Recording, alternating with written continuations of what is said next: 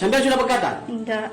Punya punya surat Video penggerebekan suami selingkuh dengan mahasiswi viral di media sosial. Warga menggerebek pria sedang ngambar bareng mahasiswi di kos. Mirisnya, si pria telah memiliki istri yang sedang hamil 7 bulan, sedangkan perempuan mahasiswi di Jember. Belakangan terungkap sosok mahasiswi yang selingkuh dengan suami orang. Parahnya, perempuan tersebut merupakan mahasiswi baru angkatan 2023. Sebelumnya, viral video penggerebekan pria dan mahasiswi yang dilakukan warga. Dalam video berdurasi singkat tersebut, tampak seorang pria bertelanjang dada keluar dari sebuah kamar bersama seorang wanita.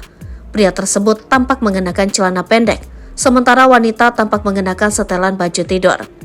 Salah satu warga kemudian terdengar menanyakan status hubungan keduanya, termasuk pertanyaan mengenai status pernikahan dan juga kepemilikan bukti pernikahan.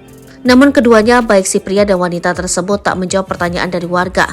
Seorang warga yang mendekati kejadian tersebut dengan tegas meminta wanita tersebut untuk keluar.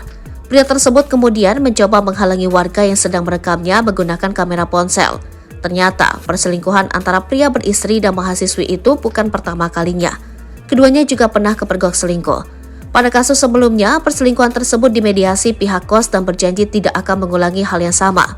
Pihak wanita juga berjanji bersedia diviralkan jika terjadi perselingkuhan untuk kedua kalinya. Namun perjanjian tersebut tak diindahkan. Keduanya malah kepergok ngamar bareng untuk kedua kalinya. Mahasiswi yang ngamar bareng suami orang ternyata bernama Inneke Dinda Puspita. Tampang Inneke telah menjadi sorotan di media sosial. Banyak orang langsung mencari informasi terkait profil maupun biodata Inneke Dinda Puspita yang tidur tersebut. Mahasiswi bernama lengkap Inneke Dinda Puspita ini dikabarkan merupakan perempuan yang berasal dari Malang, Jawa Timur. Melansir dari situs PDDikti, tercatat jika perempuan muda ini adalah mahasiswi program studi ilmu sejarah di Universitas Jember. Diketahui jika Inneke ternyata seorang mahasiswi baru alias maba yang baru masuk kampus ini pada tahun 2023.